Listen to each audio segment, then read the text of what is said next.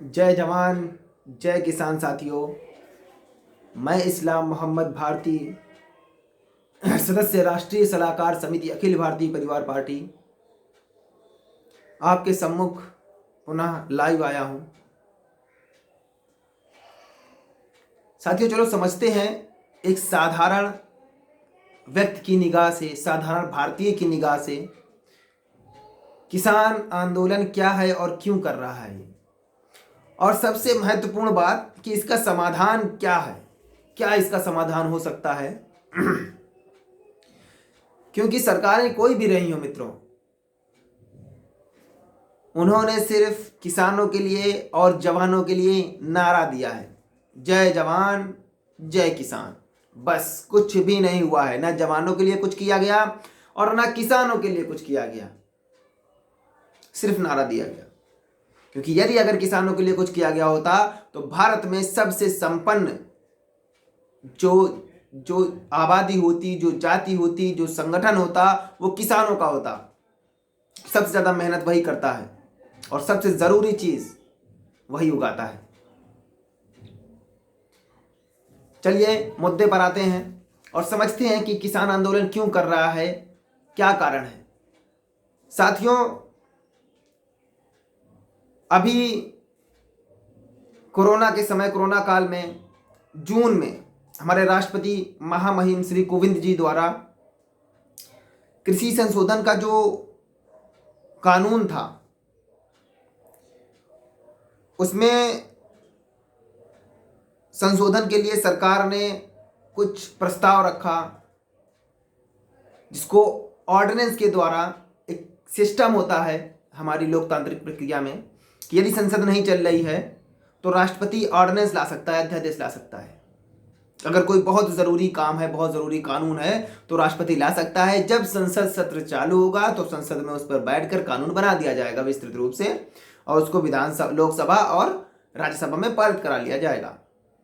तो जो किसानों के लिए तीन कानूनों में संशोधन किया गया है, इन तीन कानूनों में, तो हुआ यूं कि ऑर्डिनेंस 2020 के जून में, मिड कोरोना काल में, इन्होंने ऑर्डिनेंस ला दिया और उस कानून को मानसून सत्र में, जब ये मानसून सत्र होता है लोकसभा का, तो उसमें लागू कर दिया गया। क्योंकि बहुमत मेजोरिटी में है मोदी सरकार के पास लोकसभा में।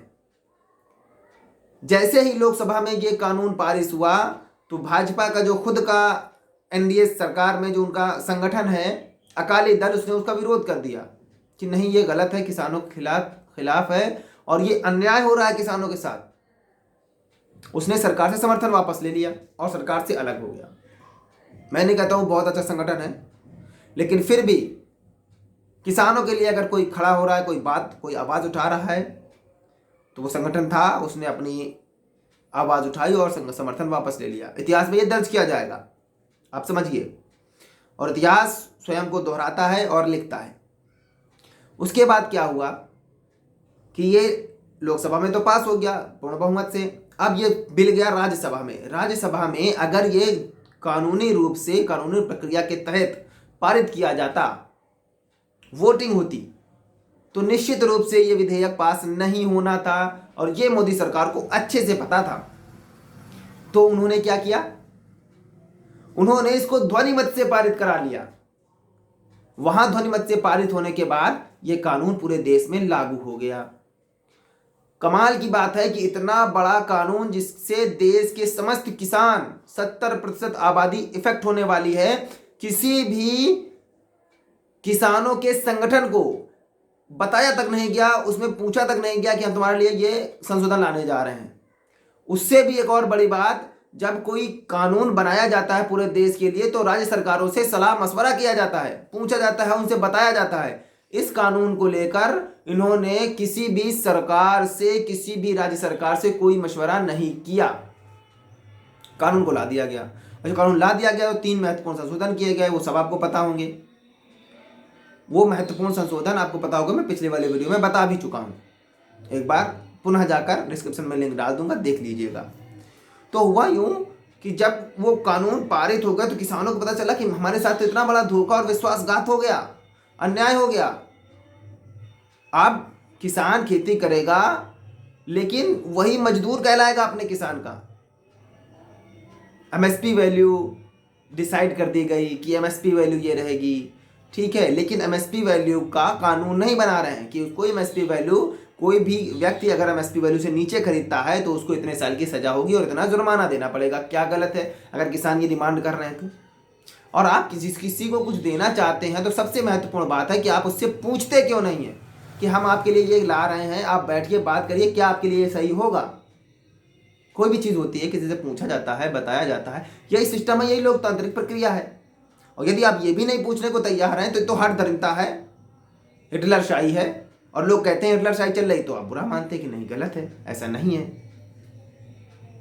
साथियों, एक बहुत ही महत्वपूर्ण बात है, इसमें किसानों को दो तरीके से अपना पक्ष रखना चाहिए। क्योंकि देखिए, सरकारें कोई भी हो, चाहे पक्ष हो या विपक्ष हो, किसानों के साथ कोई नहीं आने वाला है। ये फैक्ट है, मैं लिख के दे रहा हूं, कोई नहीं आने वाला है, ना पक्ष ना विपक्ष।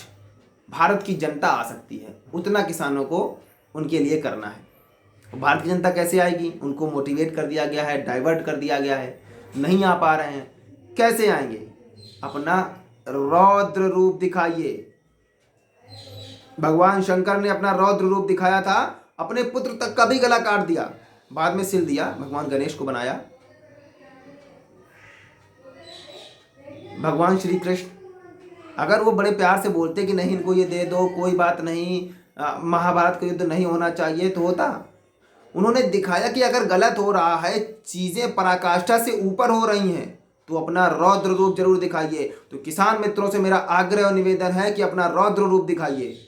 रौद्र रूप दिखाने का तात्पर्य मेरा ये है कि आप 1920 में हमारे पूज्य महात्मा गांधी जी ने एक आंदोलन शुरू किया था, असहयोग आंदोलन। 1920 में शुरू हुआ था, 1922 में उन्होंने वापस ले लिया किसी कारणवश। सरकारों को पता है, इतिहास में लिखा हुआ है क्यों हुआ और वापस क्यों लिया गया। तो 100 साल बाद क्रांतियां होती हैं, 100 साल बाद एक पुनः क्रांति किसानों ने लाई है। और किसान क्रांति, साथियों, मैं बता देना चाहता हूं कि रशिया में उन्होंने सरकार को तहस नहस कर दिया। किसान आंदोलन जब उग्र होता है तो उसको कोई रोक नहीं सकता। इस सरकारों को बहुत अच्छे से पता है। इसलिए सरकारें क्या करती हैं, किसानों आंदोलनों के बीच में अपने जो लोग होते हैं, अपने खुद के लोग होते हैं, उनको भेज दिया जाता है ताकि वो अनर्गल बातें, उल्टी सीधी बातें करें और उनका आंदोलन को दबाया जा सके, कुचला जा सके।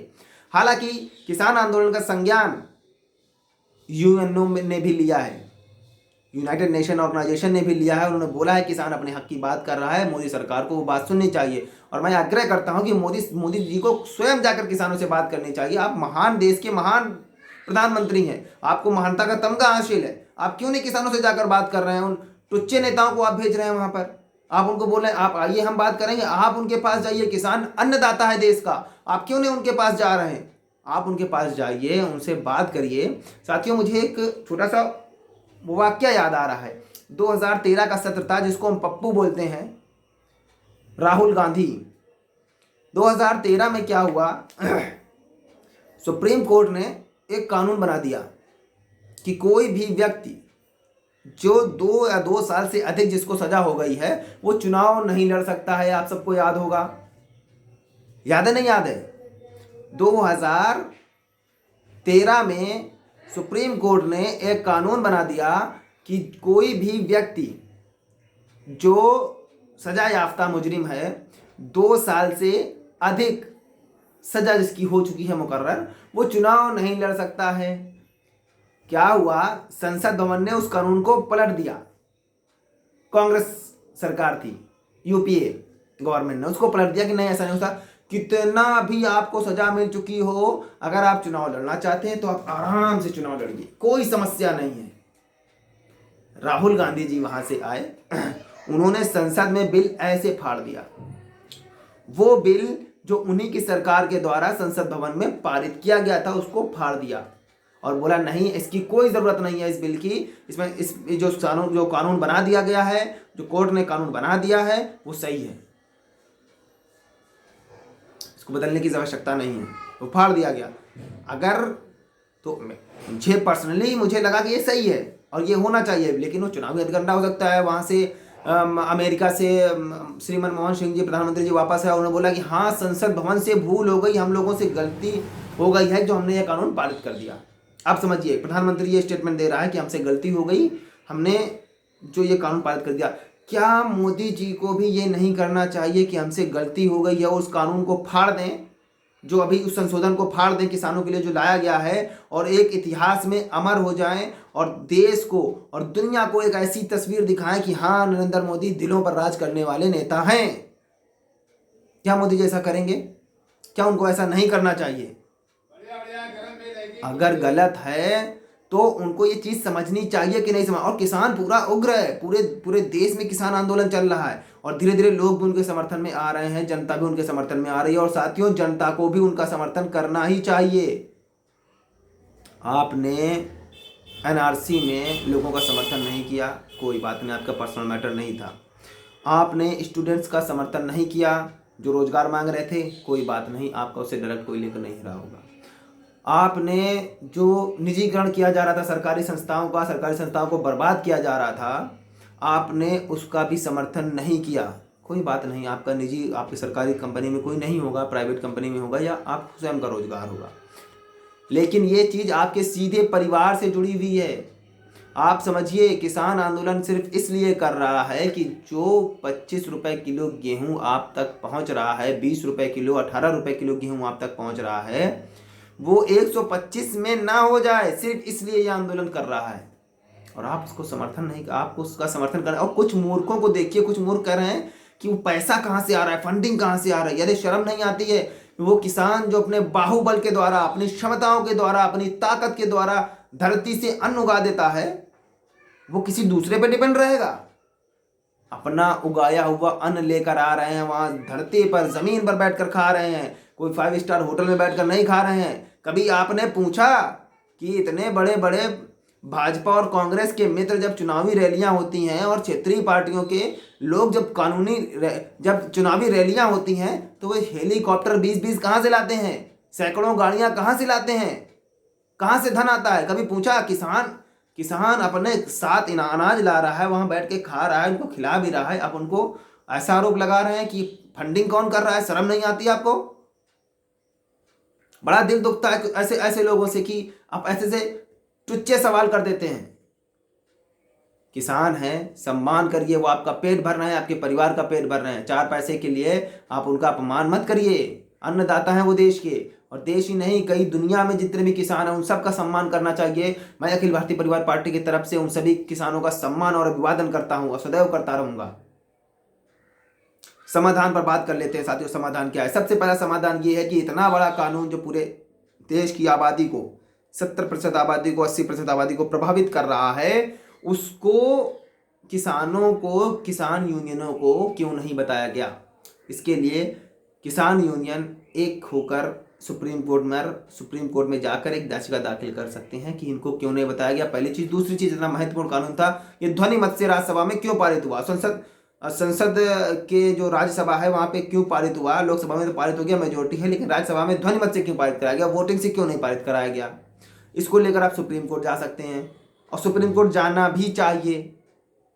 दूसरी और अति महत्वपूर्ण चीज, जैसा कि मैंने पुनः कहा, 1920 में असहयोग आंदोलन शुरू हुआ था और ये 2020 है। पूरे 100 साल बाद 2 साल के लिए आप भी असहयोग आंदोलन कर दीजिए मित्रों, मेरे किसान भाइयों, असहयोग आंदोलन कर दीजिए।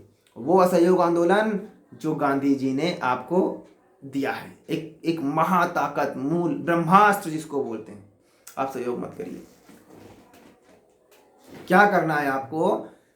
मेरा मशवरा है कि आप सिर्फ उतना ही अनाज उगाइए, सिर्फ 2 साल के लिए। गेहूं, चलिए गेहूं की बात, गेहूं आप सिर्फ उतना ही उगाइए जितना आपके परिवार का भरण पोषण हो जाए, जितने में आप उतना ही केवल गेहूं उगाइए। 2 साल तक गेहूं मत दीजिए सरकार को। देखते हैं कितना स्टॉक है, कितना देश का ये देश को चला लेती है सरकार। हठधर्मिता निभा रही है ना मोदी सरकार, दिखा रही है कि हम हठधर्मी हैं, मटेरियलशाही दिखाएंगे। आप अपना रौद्र रूप दिखाइए साथियों, दिखाइए कि आप कितने क्षमतावान हैं, कितनी ताकत है। यूनाइट हो जाइए, जितने भी किसान भाई हैं सब यूनाइट हो जाएं। अगर देश की जनता भी सुनने को तैयार नहीं है तो उनको भी अपनी ताकत दिखाइए कि आप क्या हैं, आप क्या कर सकते हैं। जब ये गेहूं जो आज 17-18 रुपए किलो बिक रहा है, इसका भाव 17-18 रुपए से ऊपर उठता हुआ 40-45 रुपए किलो पहुंच जाएगा, तब आप देखिएगा कि जनता भी कितनी तेजी से सरकार का विरोध करती है। ठीक है, आप संसद भवन के राजा हैं, आप दिल्ली के राजा हैं, आप दिल्ली में आपका चलता है, आपकी चलेगी, लेकिन खेतों में सिर्फ किसानों की चलेगी, सिर्फ और सिर्फ किसानों की चलेगी। साथियों, मैं आप सभी से आग्रह करता हूं, निवेदन करता हूं कि अपनी ताकत दिखाइए, एक हो जाइए, यूनाइट हो जाइए। अगर देश की जनता भी सुनने को तैयार नहीं है तो उसको भी दिखाइए कि किसान क्या है, अन्नदाता क्या है और वो क्या कर सकता है। अगर वो किसी को राजा बना सकता है तो किसी को भूखे भी सुला सकता है। और किसान ईश्वर का वरदान है, भगवान का, प्रभु का वरदान है उसको, कि अगर अकाल भी पड़ जाएगा तब भी वो अपने परिवार को भूखा नहीं सुलाएगा, भूखा नहीं हो रहेगा। वो उसको वरदान है, वो कभी नहीं भूखा रहेगा। और किसानों की बात क्या करते हैं, वो तो एक दिन में एक बार ही सोकर, एक बार ही खाकर अपना जीवन यापन कर सकते हैं। किसान और किसान के परिवार, उनको 2 टाइम का भोजन भी कभी कभी नहीं चाहिए होता है, ना ही मिलता है। साथियों, मैं पुनः आपसे आग्रह करूंगा, निवेदन करता हूं कि किसानों के समर्थन में आइए और किसानों से बताना चाहूँगा कि आप यूनाइट हो जाइए, एक मंच पर आ जाइए। जो भी आपके खिलाफ ताकतें हैं उनका मुकाबला करिए, उनसे लड़ाई करने का यही समय है।